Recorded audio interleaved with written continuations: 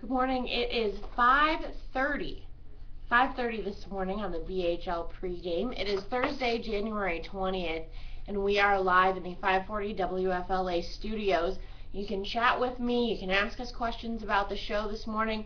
That's what it's all about on justin.tv/540 WFLA. Here's some really cool stuff that we're going to be talking about on the show today.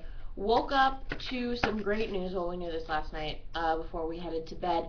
But the House has passed the Obamacare repeal law. Some very interesting audio coming from the floor of the House that we're going to have on the show for you today. One of the House members actually alleging that Republicans are acting similarly to Nazis. So, which is clearly some responsible and, kicking out all of the vitriol, to use everybody's favorite word, that the Democrats have been saying we need to get out of our conversations in the House and the Senate. So some very warm, fuzzy feelings going on in the House, which is always good.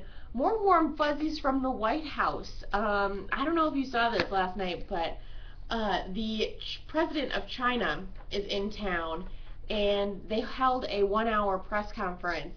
And when he was asked about human rights in China, he claimed that there were technical difficulties, which I'm thinking has got to be one of the most convenient arguments. Like, you go to somebody else's country and you're like, oh, I don't understand what you just said, so I can't answer your question. Who's going to argue with you? You're the president of China. So, I think that that's brilliant move on his part. But I was curious because everybody always talks about the human rights issue in China to see what exactly these human rights violations are that they're looking at.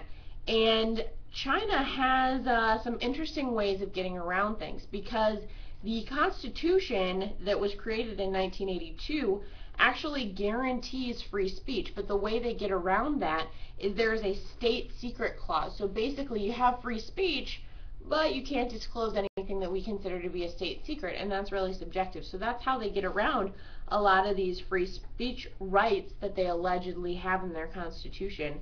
All religious groups have to register with the Chinese government, which is really interesting.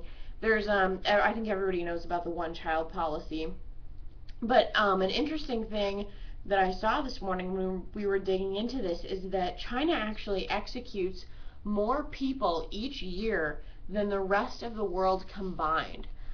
Some very interesting facts coming out of the United Nations on the human rights situation in China. So it was a very interesting visit. They had a amazing dinner last night at the White House for him, and a lot of people talking about this. The CEO of GE saying that China will one day be the world's largest economy. So that is a huge statement to make coming from the CEO of GE. Also, Michelle Obama was just dressed in red to the T, so that's appropriate. At least she's being upfront about it right now. But speaking of big economies, I was very excited this morning to wake up to the news that Starbucks is now introducing a mobile Starbucks card. So if you have an iPhone or I have a Droid, you can now pay for your Starbucks on your phone, walk in, order, and it's already paid for on your phone, which I love doing stuff with my phone, and I get lost all of the time. And I just got a new phone, and my GPS works wonders. So the fact that I can now walk into Starbucks, pre-order on my phone, and pay, that's super convenient, but also kind of sad, because Starbucks has introduced this new Trenta cup, which is just ridiculously huge. So if you're a coffee person, I understand that, but I don't know why you would need 40 ounces of coffee, which is what this new Starbucks cup is. So Starbucks just bringing it in in the new moves with their new logo, the Trenta, and the now mobile pay-as-you-go card. In the morning we get in and we're looking over all sorts of websites, all sorts of, news and all this stuff. And I saw this story this morning, and I'm sorry, but I just have to share it with you because I know we're not going to be able to get to it on the air this morning.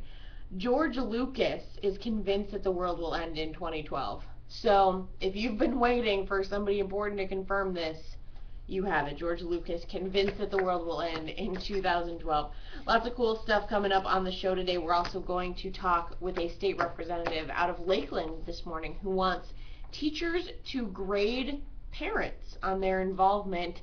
And so that should be interesting. That interview's coming up at 8:30 this morning. Also, tune in for more information about our Read and Rise with Scholastic that we're doing at one of the schools downtown in Orlando. So all that information and much more coming up on the show in about 25 minutes. I gotta go get ready, but thanks for hanging out. You can live chat with us every morning right here at 5:30 every morning before the show. I'm awake. And keep it right here on justin.tv/540WFLA. And in case you miss any of these, they'll be up so you can watch them anytime you want. And that is the BHL pregame for Thursday, January 20th. And we'll talk to you in a little bit.